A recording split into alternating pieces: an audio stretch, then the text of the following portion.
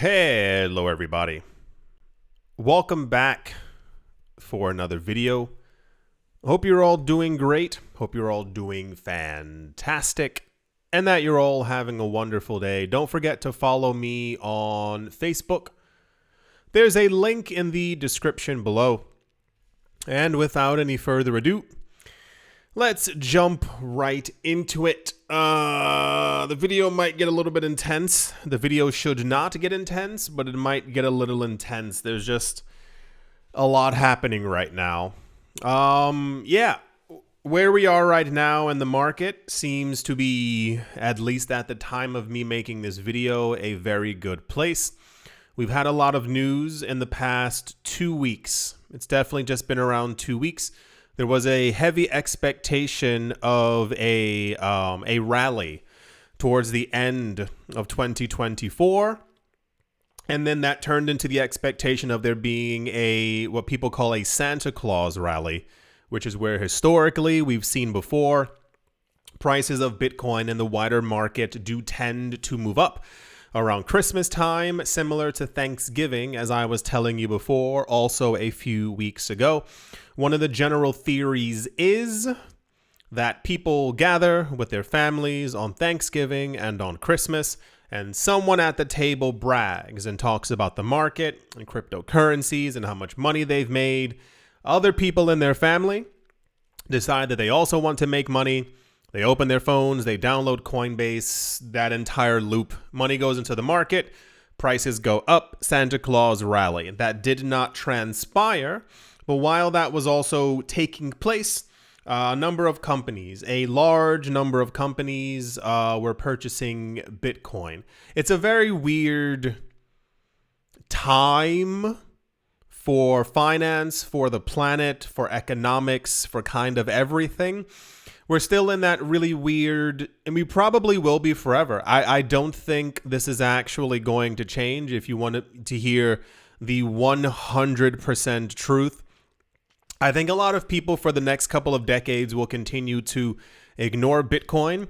I think we're going to continue seeing a lot of people who are in the market not really paying attention to what's going on, where the money is flowing.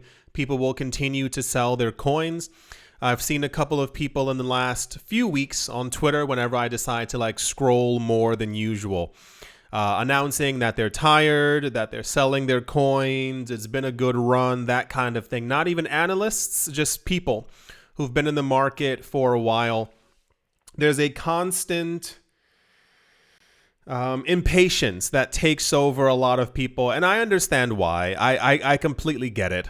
I understand that people are tired, people are frustrated, people are waiting for something that they know will happen, but they just don't know when. That kind of thing. I know people are tired of their rent, people are tired of bills, people are tired of all these different things. And I think for me, when we've come so far in this space together, and I can see the signs written on the walls, we've been through all of, if you've been here before for other cycles, this isn't anything new, but it seems as we have more people in the market now, this is exacerbated itself in some sort of way, where this frustration is mounting over and over.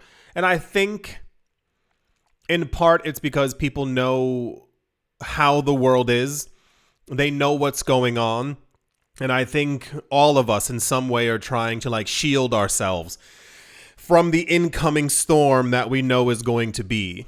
So I can't give you any proper words of advice. I can't give you any type of, whatever the case might be where I make you feel better. It's just more of this happens every single cycle. If things don't immediately play out the way that people want them to, there's a loss of spirit. And people give up, people throw their hands into the air, they sell their coins, and then around summertime they try and buy back in, but they've already missed out. And I think that feeling and knowledge of FOMO becomes so strong where they realize that they can't get back what they lost. And this is usually what ends up giving us the actual final push towards the end of the year. So yeah, while all of this goes on and retail investors and everyday people continue to have hints of negativity, I think the wider scope of larger companies and institutions, as we've been going over for years now, this is not anything new. These companies know what's going on. They do the analysis, they check the charts, they get in contact with other companies who help them to understand the market and exactly what they should be doing. And of course, while everyone else doesn't pay attention, these companies continue to buy. In the news is Metaplanet. Once again, Metaplanet announced, it must have been a year, maybe a year and a half, that they were a company in Japan who liked what MicroStrategy was doing. People began to call them the MicroStrategy of Asia, as opposed to just calling them Metaplanet. Something doesn't always have to be the something of something, especially for another country. They can simply just be Metaplanet. Their Bitcoin purchases have not been as astronomically large as MicroStrategy. But every time Metaplanet does purchase Bitcoin, it's literally tens of thousands, if not hundreds of thousands of people who will never be able to own their 300,000 Satoshis. Metaplanet announced and made headlines with their announcement with their largest Bitcoin acquisition to date. The company purchased 619 BTC for $60 million at the end of December. We tend to always get, hey, this happened before, kind of news for any purchase. You might have noticed the exact same thing. We're getting these more frequently now from MicroStrategy, but before, it used to take about 10 days, maybe even 2 weeks of someone looking through an SEC filing and then seeing, hey, MicroStrategy purchased a bunch of Bitcoin, and then Michael Saylor would announce it on Twitter. But I think he likes the fame. This is the way that it feels quite recently. He's gained a lot of attention, Michael Saylor, not only for the amount of Bitcoin he has, but the entire mega acquisitions of 55,000 Bitcoin in one go. The other thing about the company and them, I think they recently, or were for a while, in the top 100 of all U.S. companies. I think that's what it was. But we've also been witnessing stock pullbacks the last 2 weeks as well, which is probably also directly correlated to negative movements within the cryptocurrency space at the exact same time.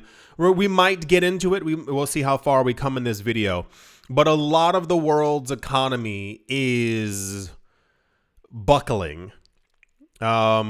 We've spoken about that before. Usually we tend to mainly talk about crypto on these channels. However, sometimes mainstream economic news does enter our, I almost said crevice, enter our space. And that's because it has a very large effect on everything that we do and where we are going. A lot of people do think, I'm not sure if you've been paying attention, a lot of people think that within the next year or two, that is to say 2026, potentially 2027, we might see another 2008 style disruption event in world markets. And this is what I think is causing a lot of things to become shaky. Once again, we'll see if we actually end up moving into it. This strategic move increases Metaplanet's total Bitcoin holdings to 1,762, valued at approximately $168 million. This, of course, made it into very popular news. People love Metaplanet, or the idea of companies buying Bitcoin as opposed to, and I mean, I think we've probably gotten well past the point of any normal everyday purchase or person being able to purchase large amounts of Bitcoin. So I guess a lot of the optimism news comes from, for a lot of people, this idea of large companies accumulating huge amounts of Bitcoin. Therefore, that should or would or could have an influential purpose on the price of Bitcoin and the wider cryptocurrency market. But these companies will buy whether prices are high or low. It really doesn't matter to them. They understand the long-term game And that's what usually ends up being the most depressing, finding out that the only people who are selling are constantly retail investors. That's the Meta Planet news, tying directly into it as well. Bitcoin infrastructure firm Riot Platforms has acquired millions of dollars worth of Bitcoin. This action was followed after the company announced a senior notes offering. According to Arkham Intelligence, on the 11th of December, Riot Platforms acquired 705 Bitcoin. At the time of writing, this transaction was separated into 6 different wallets. A lot of companies are doing, as I stated before, the same thing that MicroStrategy has been doing, and it's going to be very interesting to see how and if and when this actually plays out. They're issuing debt against themselves. The world is currently in a debt crisis that will not be fixed. That will not be fixed. I believe credit card debt alone in the United States, I think, is over $1 trillion, like personal credit card debt. And that's not student debt, which is also, I believe, over $1 trillion as well. And other forms of debt that also are continuing climbing higher and higher and higher, not just within the United States, but all around the world. So the Bitcoin maximalist view has always been, I do not know if these companies are following it by the book, the trend has always been that the US dollar will continue to inflate. The euro and the yen will continue to inflate. Bitcoin being finite, therefore, this is the Bitcoin maximalist idea behind it, is that you continuously pump fiat currency into Bitcoin any way that you possibly can in order to escape the actual inflation bubble that we're all continuously caught in. So you issuing debt against yourself in the form of fiat currency, in the eyes of a Bitcoin maximalist, would not be as problematic because you're acquiring a finite asset, Bitcoin, and the debt wouldn't be as, how do I say this? What's the actual term for it? The amount of money that you would make not only from Bitcoin rising, but from the other money that you're making as assets continue to inflate would allow you to be able to pay off the debt. However, there is a limit, as there are for all things. So all of these companies are kind of following the exact same trend, and this is why I said it'll be interesting to see how this all eventually plays out, just because you can't take out debt against yourself forever and kind of just assume that everything is going to work out. So apparently Riot is doing the same thing. Meta Planet also, I think, has also been offering a senior convertible notes, which are basically forms of debt that the company issues against itself. It sells off to people. From the selling of it, they get money. They use that money to buy Bitcoin. And then at some point, they have to repay the companies who bought the debt from them. Yeah, that's the Riot news. Moving on to something that loosely ties directly into this. There's a company in India who has apparently begun to try to start their Bitcoin journey. I saw this listed on a lot of different websites, and it was really weird. And I'll show you exactly why it's weird. But there's been this optimism for a number of years that at some point India was going to join the crypto bandwagon. As far as we know from the news that we've received, I am not in India, and we do not get Indian news that often. We will hear that the government has been lying, or that the government tells people since 2017 that they're going to have some form of cryptocurrency rules and regulations, none of which they have. We've had news that at a large number of cryptocurrency exchanges were in India. They are no longer there because they've been decreed to have been doing something illegal or terrible or whatever the actual case might be. One of the ideas, and I mean it's a big one, is that India has, I believe, 1.5 billion people, and that population is expected to continue growing forever. and that if they had proper cryptocurrency regulations, that more people in India would be able to legally, and I air quote legally there, get into Bitcoin to be able to build more infrastructure, get more people into it, yada, yada, yada. We know that people in India are into Bitcoin and crypto, but news never tells us to what extent. How many people? Is it hundreds of thousands? Is it 37 million? We have no numbers, and we've never received figures in any sort of way. This is also probably done on purpose because we know for a fact that nations, their currencies are not doing very well. Over the last 3 years, we've had an uptick in the amount of news of countries and their currencies completely collapsing, not doing well, people within their borders foregoing their fiat currencies, and even a handful of them switching over into Bitcoin as some sort of respite, getting away from the old system or trying to get away from the devaluation of their local currency. This is what MetaPlanet said in the beginning. We've had news before about Turkey. There was in Turkey, Argentina, and third country, there was a huge uptick in the last 2 years of wallet addresses in those countries. And when people made YouTube videos walking around asking people, are you into Bitcoin? And them saying yes, they said, why? And they said, because our currency is collapsing. So I'm looking for some other way out of it. However, if these numbers become public, or if the public is incentivized or told to, or given the thumbs up by their country to invest in crypto, when you have 1.5 billion people who are not satisfied with the way that the current economic situation is, they will slide into Bitcoin. Bitcoin's price will go higher, and there will be less demand and less usage for the actual fiat currencies. This is something that a lot of people in crypto forget quite often. You don't understand and don't really grasp what it means for fiat currencies to be declining in this way, for countries to not be doing well economically, for us to see more Bitcoin addresses coming online every 24 hours.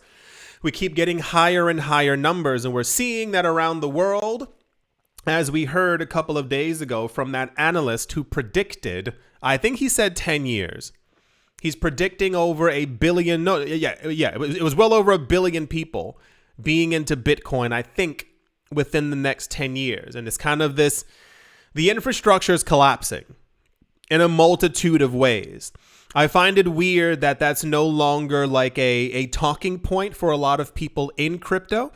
When I got into the cryptocurrency space, one of the main talking points was fiat currencies inflating and nations not doing well and infrastructure collapsing and people basically realizing in the future that they need an alternative. A lot of what the narrative is now is mainly now for Bitcoin and crypto is look at that rich company buying Bitcoin. Look at the ETFs absorbing all the Bitcoin. Look at how much money is flowing into Bitcoin. Look how high Bitcoin's price is.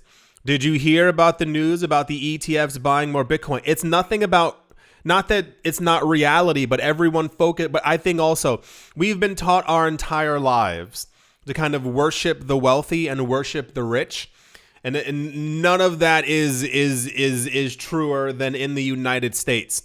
I was born there. I know how it is. I still have friends and family there. Believe me, I understand this worshiping of money. So everyone's kind of caught in the throes of the idea of what rich person will save us next. What rich person is going to buy Bitcoin and bring up the price?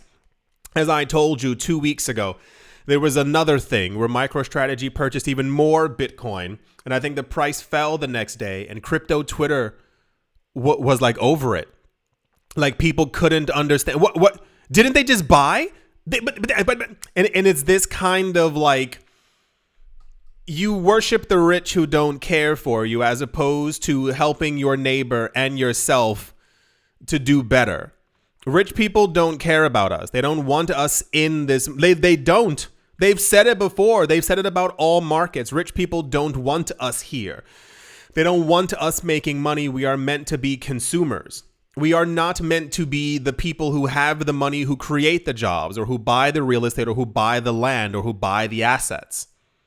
So every time that some rich person announces that they're in the market, that they're buying more, everyone jumps to their feet, and it's like disgusting. It's really, really weird because you're cheering and happy for people who don't care about you. Don't you think that's odd? There was an article that I saw online. Apparently, this is the latest numbers. Elon Musk, I think, is worth over $400 billion. Do you know estimates say that it takes around $6 billion to end world hunger? And I was like, don't go to the comment section. Don't go to the, I'm in the comment section. And everyone was applauding him for having been born rich, for having had money, for having drained resources from other people around the world and from other countries and other nations. And then for those of you who are folding your arms and who just sucked your teeth, where do you think that money comes from? You know, he didn't make 400 billion by simply like wishing and hoping and praying. That money comes from your pockets. It comes from people buying those ugly brick metallic looking cars and putting money into his pocket. You become poorer every time you give them money. You make them richer collectively. All of you hold hands and you donate to these people. You give them your money and you go, how did he become a trillionaire? That's so amazing. I can't believe it. While you sit there with 1/100th of a Bitcoin. And then you wonder why, you know. It's really, really weird. It's all interconnected. Of course, this is all done on purpose. All these people have, what do you call them? PR, like public relation people who kind of build this image for them. But the fact that there was also another, I just saw this. It was Bloomberg and Wall Street Journal. And this YouTube video, they were talking about doom spending. Like people are continuously spending more money. These luxury companies are making record profits every single quarter because everyone continues to buy more. And then you have these same people in videos, but I can't pay my rent. I don't know what's going on. Things are expensive. Things are rough. It's because you never saved any money. You never put anything away. You keep giving these people all of your money. I just watched another video. I watch a lot of videos. It was, what was the premise of it? It was old people, and I say old because they were meant to be like in their late 60s and early 70s, at least they look this way, who had not saved enough for retirement, and they kind of wrote letters to their younger selves. Some of you must have seen this. It was like trending a couple of days ago. And the video was them saying, they were like, once again, talking to their younger selves. They were like, don't forget to save early. Don't go out to party. You don't need that luxury bag. You don't have to spend $10,000 on that vacation because you're trying to impress other people. And they were going through all this stuff, and like some of them had tears in their eyes. And then you see the same exact thing happening right now. No one's saving. No one's putting money away. No one's investing. No one cares about their future. You keep making sure that you get yourself into extra debt, that you don't have anything at the end of the month. Why are there all these articles popping up talking about people are making six figures and they're still living paycheck to paycheck? That is a you problem. Why are you overextending? Why are you spending so much money? Why do you think that your rent needs to be $6,000-7,000 a month? Why can't you have a studio? If it's just you and your girlfriend, you guys need to live in a 3-bedroom apartment so that you can have parties and friends over all the time. Why are you paying car notes for 2 cars? Why are you leasing the newest car that just came out? Why do you have every single streaming platform when you don't even watch Netflix? What's the problem? Where's all this money going? Why are you constantly buying new clothes? Why are you buying new shoes? What's going on? All that money you keep spending, you keep giving it to these companies. Why is LVMH doing better and better every single year? Why are rich people getting richer all the time? Why do you think I keep telling you, keep your head down, pay attention, stay focused, save money, invest, get rich, repeat. Do it over and over until you are the one who has the money and who has the power. You keep giving it all away all the time. You don't care about yourself. You don't care about the future. You don't care about where things are going. You lie to yourself all the time and say that you want to be rich, that you want to have money, that you want to not worry. And then you do this stuff over and over and over and over. You keep trying to keep up with people. You keep trying to brag to people. Keep trying to show everyone how good you have it when you don't have anything. Hello? Anyone? Anyone there? It's crazy. It keeps happening over and over. I know so many people who keep doing this. It's mind-boggling. I know a guy. He just had a kid, and I was asking. I'm not going to throw all of his business out there. I was asking him about investing, and he's buying. I won't even tell you what he's buying some nonsensical thing that it's not an investment. It's like me saying, oh yeah, I'm buying a bunch of computer mouses. He has like a hobby that he's buying a lot of stuff for. And I was like, are you investing at all? Well, these are kind of like investments. And I was like, what? He sends me screenshots. He sends me videos of the things he bought. This was 74. This was 150. This was 85. And I sit there and I'm like, do you know what that money would do for you and your child and your girlfriend in the future if you invested it, if you put it away, if you had gotten crypto over the last couple of years? And heaven forbid, should I mention the C word? If I say crypto around people, it's like I'm talking about, hey, you want to go jump off of a mountain? It's that kind of look. You can buy a whole bunch of crap and be broke. And I tell you about crypto and how to make money and buy and hold. And I'm the weird one. I'm the toxic one. I'm the one who you're skeptical about. You know how many times I've told people about this market and people respond back? Well, why isn't everyone doing it? Because people are freaking dumb. Like absolute complete idiots. It's great to live in the moment. It's great to go out partying with your friends and spending $200 every weekend, not realizing how you even got home. Looking around the room and your room is full of stuff that you wore once or didn't wear. I told you that years ago. This must have been 2008, 2009. I was moving and I was cleaning out the closet. And half of the stuff still had tags on it. And I felt so embarrassed because my friends were helping me move, like to put stuff into boxes. And I was taking stuff out and I was like, what? I remembered buying the stuff in the store, thinking I was going to buy it. Half of it had tags on it. There were like nice looking dress shoes in boxes that I had never opened. They still had that paper stuffed inside of them. Waste of money. And then at that point, I was like, I don't know what to do with this stuff. So I was giving it away to people who were helping me.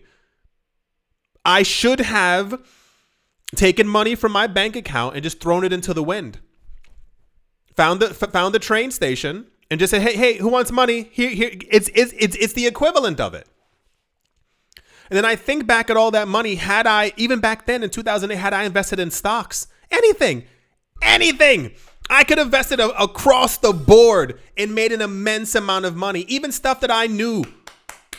If I had put that money into Apple or Microsoft, any of the big name companies at that point, maybe Google, maybe Amazon, how much money I would have right now. This is why my conviction is so strong, because I keep seeing this nonsense. I told you, I knew it at the beginning of the video. I knew there was going to be a rant. I freaking knew it. How many of you actually want to make it? And I mean it. Not so you can brag, not so you can tell other people how much money you have, which you should never do. That is, why would you do that? Like, what makes you think that that's appropriate to tell other people? You know, people are always listening, right? You know, when you tell your coworker how much money you made, how much money you got, that you plan on like retiring early from crypto, you know, they're you're crazy, but they're paying attention to see if you retire early, to see if you make that money and what kind of car you're going to be driving. So when they see you 4, 5, 6, 7 years later, and they're still sitting in that same seat, do you think they're going to go, wow, he made it? Or do you think they're going to be jealous and envious? Do you know what kind of world we live in? Have you been paying attention to how miserable people are? Giving away your money. Why do you think these people keep getting richer? Fiat is infinite. They keep printing more, but it gets printed and it gets like it's given to you like in the form of your paycheck. And then you whisk all that money away right into the hands of these wealthy people who continue to buy more assets.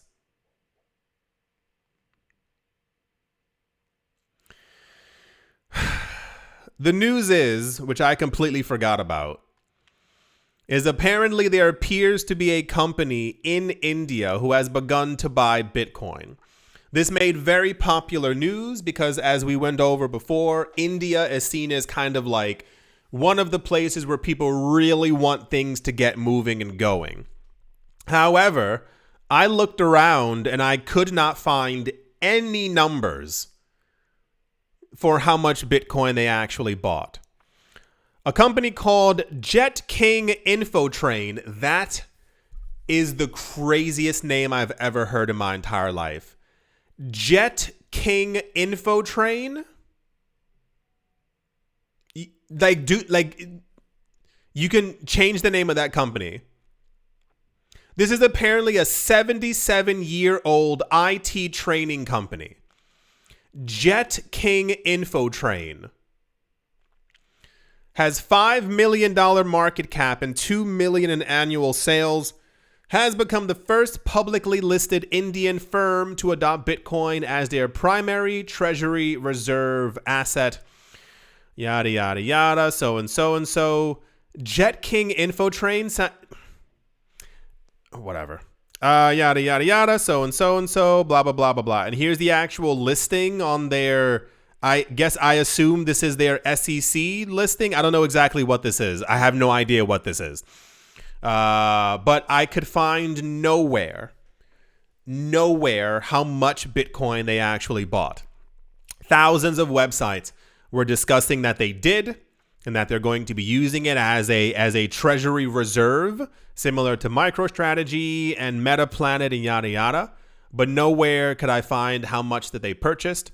We might see more of an uptick over the next couple of weeks of companies and countries and states announcing Bitcoin purchases, as we've been seeing. I mean, we're on a steady train. Like, nothing has really steady info train, but nothing has really slowed down, if you will.